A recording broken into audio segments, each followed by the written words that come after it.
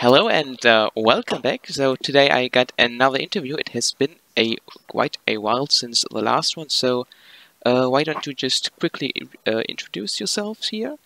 Hello, I'm Bert. I'm the more known in the community as Cysion, and I'm the lead designer on the last few expansions that we did for Age of Empires 2. And I'm Sam, better known as HockeySam18, and I've been a scenario designer for the last couple expansions. Okay, great. So I'm Alkhalim. You all know me probably because you are watching this video on my channel. And yeah, well, let's just straight get to the questions. So, yeah, well, there have been a lot of changes with release of African Kingdoms. And our example is camels being actually a viable unit, etc. And I'd like to ask you if you're happy with the current state of balancing we got right now in African Kingdoms HD. Good question, actually. There have been a lot of changes indeed, and camels were one of those things that people were always wondering about, like, why do they count as ships? Why? And then they made the joke about, like, oh yeah, they're the ship of the desert, and that's why they're also countered by the same units.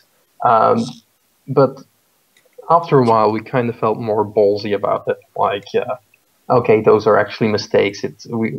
We felt like we were allowed to make those fixes now. So many people asked for it. So many people are like, yeah, you should be able to do that. So we just went ahead and did it. Especially because we did quite a few big overhauls, like the whole water balance was changed. I think every other civ had like a tiny change to their balance as well. So we kind of felt like we could do it. If we're happy with the result at the moment, yes and no. Like many of the things that we introduced, we're very happy with.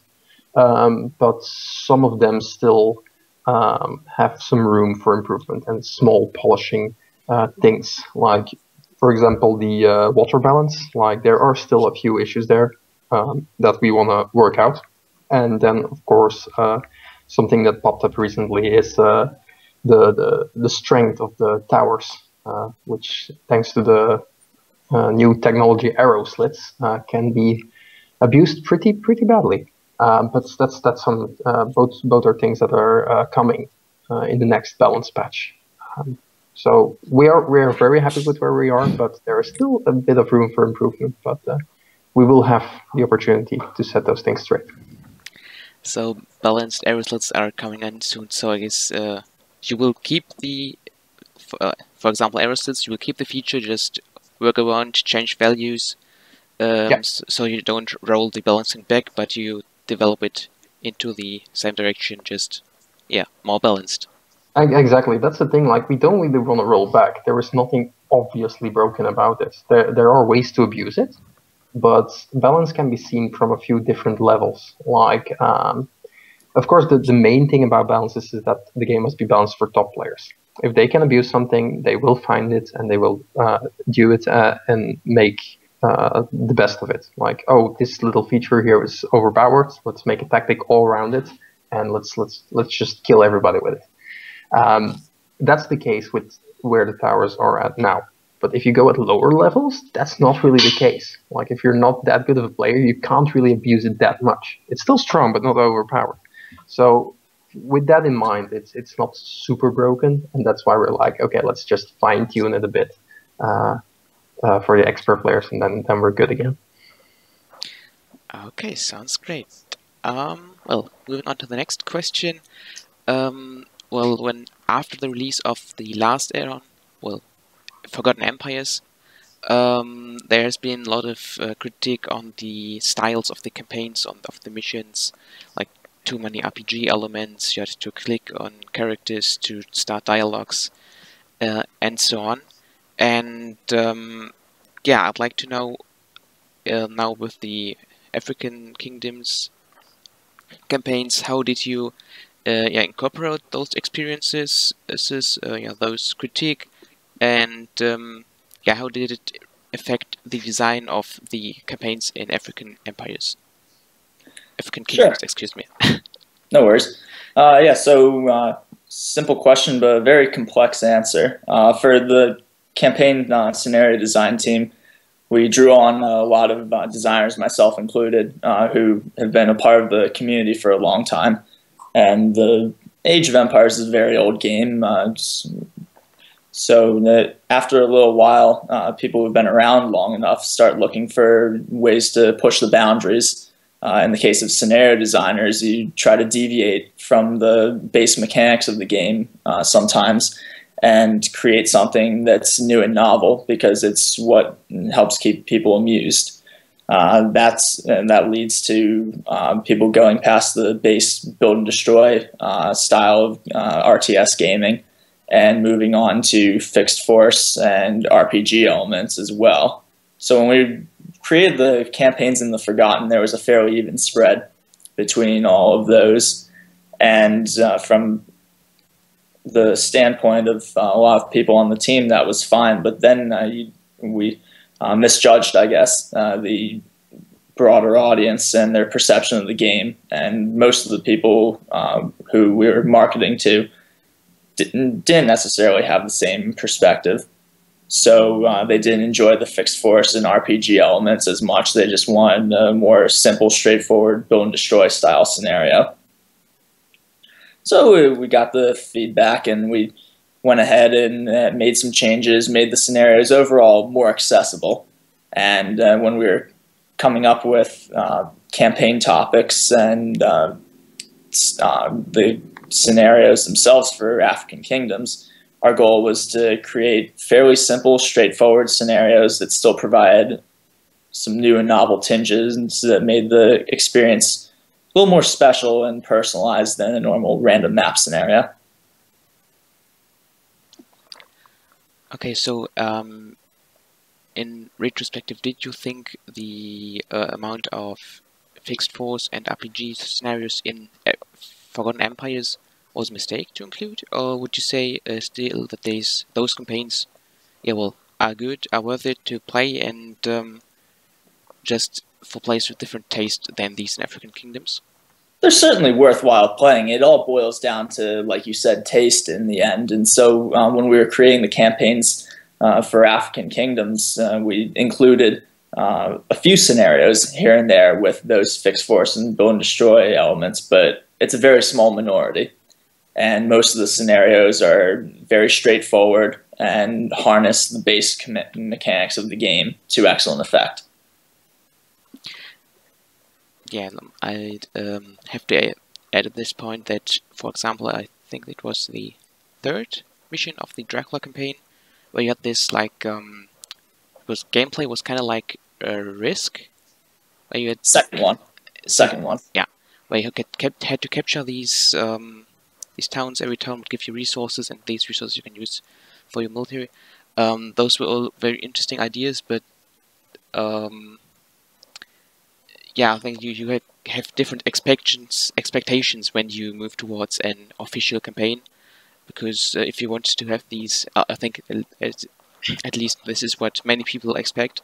If you move to the official campaigns, this is like the stuff which Ensemble Studios did, and if you're moving to the workshop, there you get all these crazy mechanics you wouldn't see anywhere else.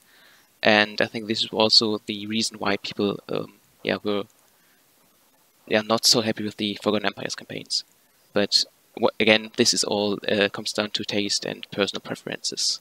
Absolutely, and the scenarios and their various mechanics, they're going to sound a very nice chord with certain people who prefer those styles, and then but for the larger customer base, we learned that it was best to create something more simple and in line with the base mechanics of the game, and so that's what we did with the campaigns in African Kingdoms. The previous expansions, so Conquerors expansion and Forgotten Empires expansion, they both brought 5 new civs to the game. And, well, in African Kingdoms we only got 4 new civs.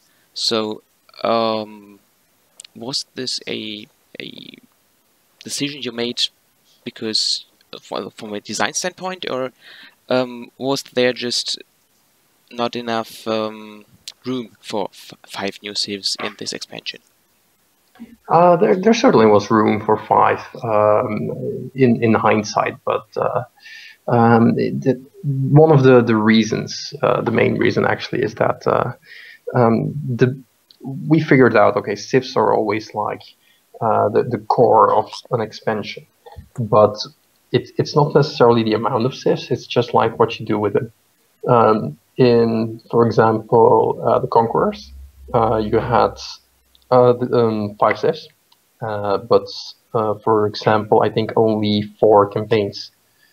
So a lot of people might have thought like, oh, right, so now I have all those campaigns, but for example, there's no Korean campaign, just like one scenario with Admiral the Admiral, I don't know his full name anymore, the Battle of Moriang Point, and the other one.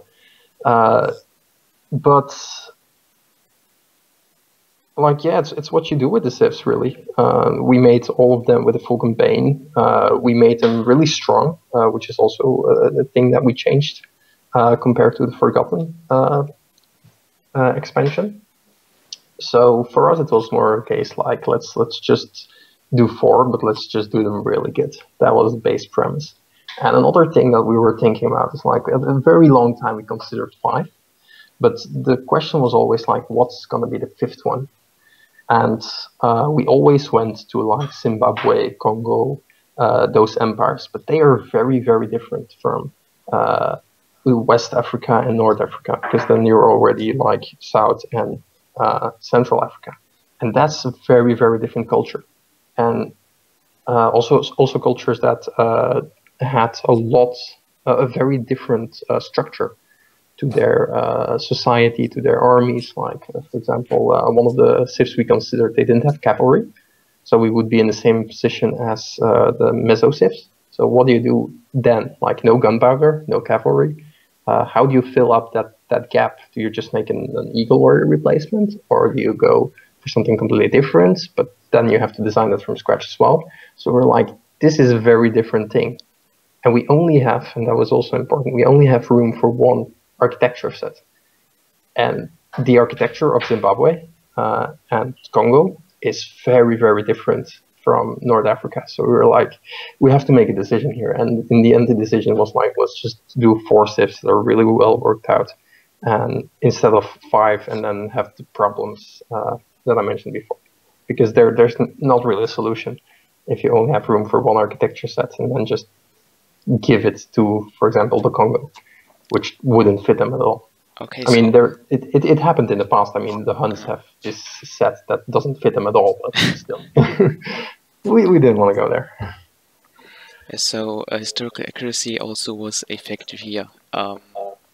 Besides like gameplay, but was there any civ you had maybe developed a bit, but at one point noticed that it just wouldn't fit? Like, was there any civ you thought you could put in, but in the end didn't end up in the game? That was more, okay, so the 2 I mentioned here for African Kingdoms, Congo and Zimbabwe, but for the Forgotten we also considered a few more, I think. I really have to go back to those, but I think like the Habsburg was also considered, the Dutch we considered as well. And weren't the Khmer also a hot candidate? They were definitely a candidate, but the problem with the Khmer, of course, was they're way out of reach. Like, a very different culture again, very different architecture sets. Like, we could not give them, I don't know, the Asian set or the any other set really. Any set we would give them would be dishonest to their culture. So we didn't go there just because of that. We kind of have to keep in mind their whole cultural heritage.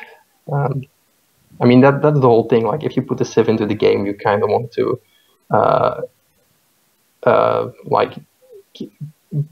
pay some respect to the civ. Yeah, you have some responsibility there. Yeah, exactly. Like, if you're from Thailand or Cambodia and you're playing with the Khmer, it's like, oh, this is my culture, and then you see them with, I don't know, Chinese buildings, and you're like, wait, this is not us, right? Yeah. I don't know how many players we have from Cambodia and Thailand, but I mean, it's still there. You can't get away with that.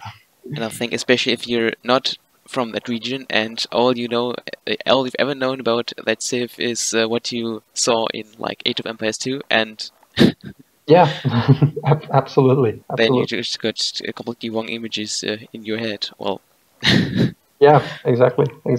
Like, who else knows something about I don't know, Joan of Arc, except from the things they played in Age of Empires. So there is some responsibility there as well. all right. So when talking about Joan of Arc, so this lines up perfectly with the next question here.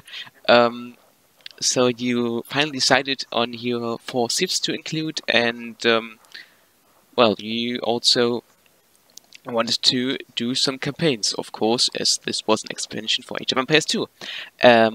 But were the heroes and topics of the campaign just directly clear when you knew which civs you would do, or was there also some different candidates, some decisions you had to make there, and maybe some campaigns you couldn't do after all? There were numerous candidates, and part of it was, I mean, we've always, as a team, let our individual designers choose their topics because that's how best to get each individual person invested in what they're doing. And so we had general discussion and brainstormed ideas. I think for the Berber campaign, I was down to choosing between Tariq ibn Ziyad, which was the subject that we used for the Berber campaign, and also the other idea was the Fatimids with Ubayd Allah. But then the Portuguese, I think we toyed with Afonso Henrique and Afonso de Albuquerque before choosing Francisco de Almeida. But it depends on, it's a case-by-case sort of thing. For example, with the Malian campaign, the life and rise to the power of Sunjata is a real watershed moment in the history of West Africa. And the Yodit campaign was the brainchild of one of our historians who picked it out because it's simply a really interesting topic and featured a female protagonist as well, which sort of helps spice things up a bit.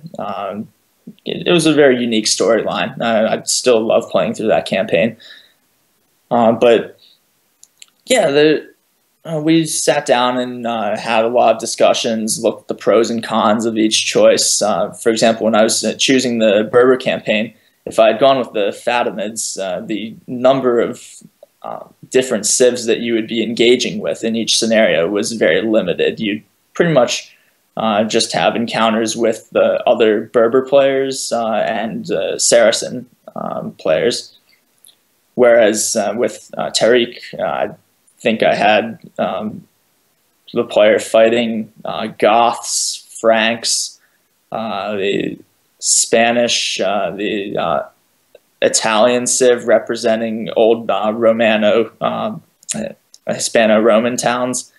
I think even the Celts made it in there somewhere. So there's just a diversity of different gameplay styles and various things to challenge the player and keep everything fresh. So those are all sorts of really factors that you have to take into consideration. Similarly with the Portuguese campaign, the story that we chose follows an explorer who starts off in Portugal, then he goes to North Africa, then he goes to East Africa, and then over to India. And so this guy's traveling all over the place. And it makes for a very interesting story and a fun gameplay experience. Each scenario is wildly different. Yeah, I think the Portuguese campaign also was the one where you encountered the most different civilizations and also without a doubt. yeah, the most different like scenarios. So one time you had this tiny island where you had to build on, then other times you had just to level a whole city from the citadel on. So although you kept it more at the traditional way of scenario design, there was still a lot of room into a lot of directions you could go into, and yeah, this was just a very good source material you could use here for these campaigns. With these sort of choices, you also look to the strengths of the designers and the campaign team as a whole. And there's when we were developing the African Kingdoms, we brought on a designer. I'm sure you've heard of him. He's known as Philadelphia on the Steam community, but he's very talented, and he has a good eye for like simpler build and destroy style scenarios. Were exactly what we were looking for in these new campaigns, and he's great at making scenarios that each give the player a creative experience. Does a lot of research into his storylines, and likewise all the other designers who were involved in the project have their own styles, their own preferences, their own strengths and weaknesses, but together as a group you get to all work together, give each other feedback, and help mitigate those somewhat and enhance the strengths of all the other designers, which is really the key bit. Yeah, especially here, Philadelphia. I've played some scenarios of him, and he just yeah, manages to surprise you every time with things you just haven't seen anywhere else before. This is kind of surprising, really, because this game is just so old. But it's remarkable, isn't it? Not only does he create the very good scenarios over a relatively short period of time, but yeah, he comes into the design process with the goal of innovating while creating fun scenarios. And that's a philosophy that we've all tried to embrace throughout the development process of African Kingdoms. We're creating scenarios that at their base were very accessible to the community, but also offered something new and novel. So it was really just the right amount of balance between innovation and having these classic elements in them, so people can recognize them and enjoy them just as they have played the Conquerors campaigns. For sure, and I think that was definitely a huge improvement we made over the Forgotten Empires campaigns. We just nailed down that balance a lot better. So I think this is enough about campaigns for now. Well, I'm talking about one topic I'm not really sure about how to access that. Well, there has been a screenshot around on Reddit where you could see that there's something added to the store page of Age of Empires 2, and people directly were starting to call this is the new expansion. Now we're getting the Khmers and the Southeast Asian expansion we were waiting for. Can you tell us anything about that here? The thing with okay, so the screenshot is from SteamDB, I think, which is like a website which taps into the API of Steam, and then you can see everything that's linked to a game, like DLCs, the branches, like internal branches that developers are working on. All that kind of stuff is like publicly accessible. That's just the way Steam works. Developers kind of hate it sometimes because it always shows everything they're doing, but it's just the way it works. Now, on what exactly that's super secret packages, because I think it's just unnamed or something. It can literally be anything. Like some games use those packages to distribute their translations. Some use it for special patches. Some use it for things like DLCs. Some use it for things like skin packs, even soundtracks. It can be anything. It's just like a system there, and so for Age of Empires, it's always been like a full expansion pack. But if you go to, for example, the SteamDB page of The Witcher, for example, you will see like hundreds of those packages. And the Banner Saga as well, they use it in a very clever way. So yeah, I'm sorry that I can't show anything off here, but it can really be anything. But would you have the, just in theory, the motivation to do another scenario, or would you say you're done with creating new content, just trying to keep it together now, fix it, what's already there? Good question. Good question. I think there's definitely more room in the Age of Empires universe. As you mentioned, like that, there are regions in the game that have been untapped so far. You have South Africa, you have Southeast Asia, you have Oceania, you have North America.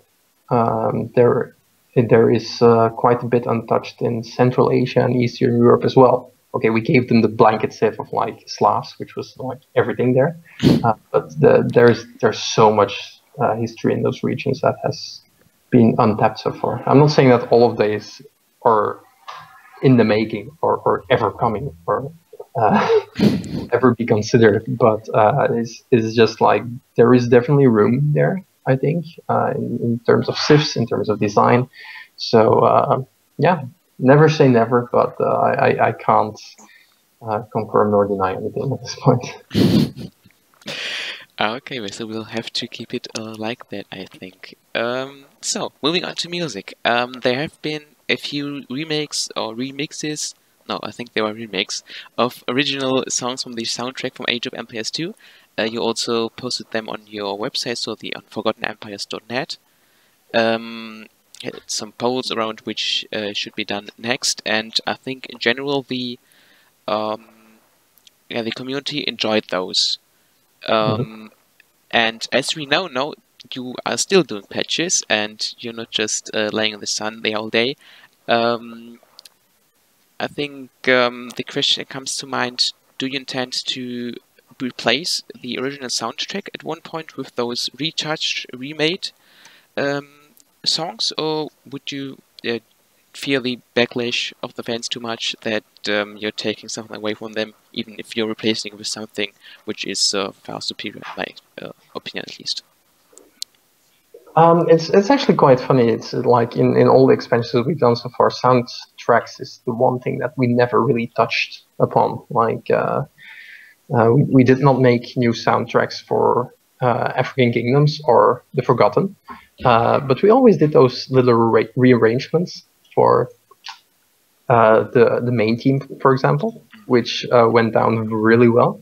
Now for rearranging them, we at the moment we just kind of want to do it for ourselves, for the community. Like, okay, our composer really loves the series. He loves the original soundtrack. So for him, it's like, okay, let's do this. I just like doing this, and we share it then. But we don't have a plan to completely replace the original soundtrack. And if we would ever do that, we would never do it without offering the original option. There is so much nostalgia tied into that track that yeah, you just can't mess with people's feelings like that. That will go down really bad. So have to respect the original here. So you could say that there is hope, but there's nothing to fear.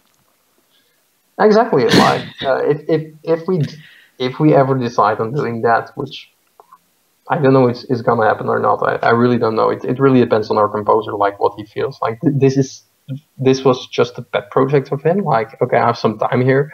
I just want to do this. Let's see what the community thinks. People loved it so far, but it's not a plan to replace the full soundtrack. That's not the plan at the moment. Not saying it's not gonna happen, but it's not the plan at the moment.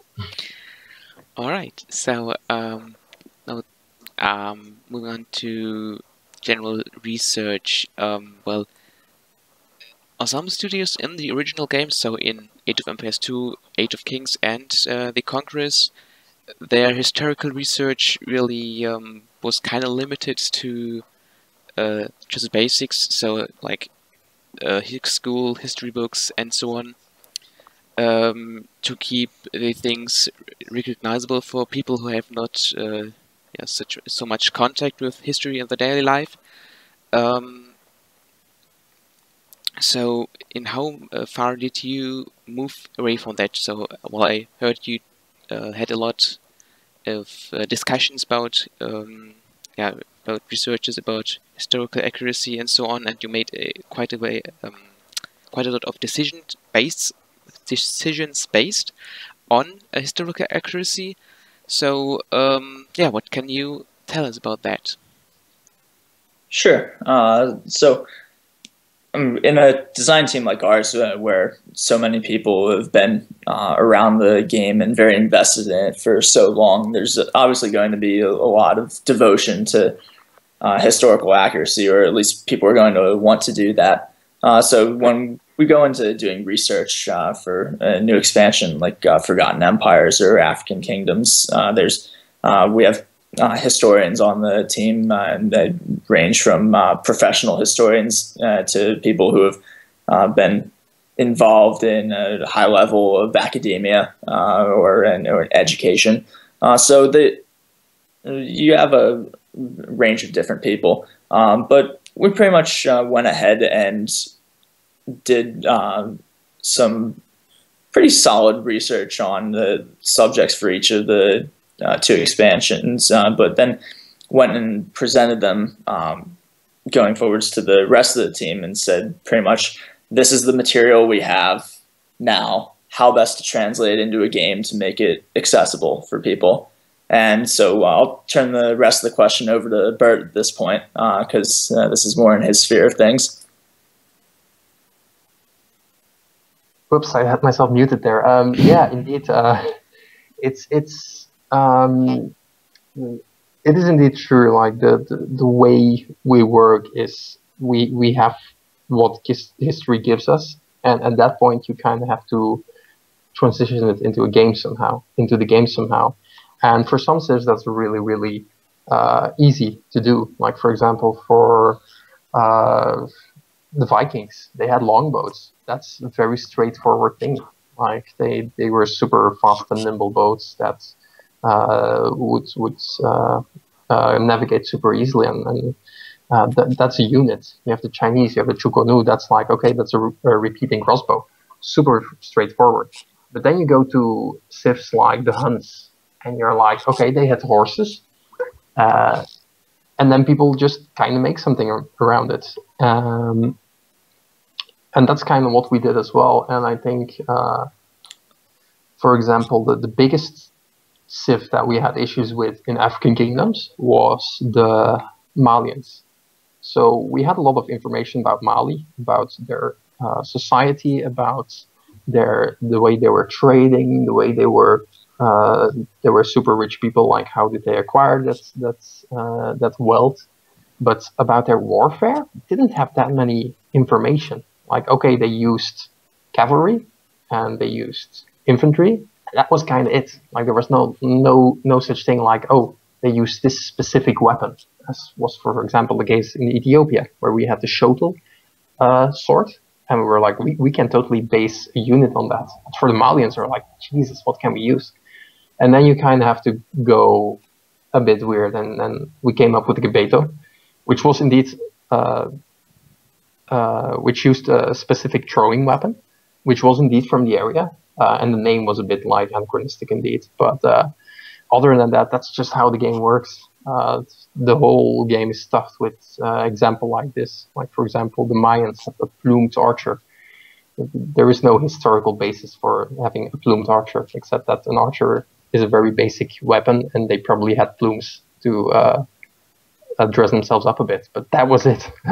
There was no regiment of plumed archers that would protect the emperor of Maya country. That's not really how it worked. The same for so many civs, really. I think just going through even the Age of Kings civs, like we have the Mameluke, which is perfectly historical, but there was no civ in history that just threw scimitars at people. Like, tossing swords at your enemy is not how a sword works.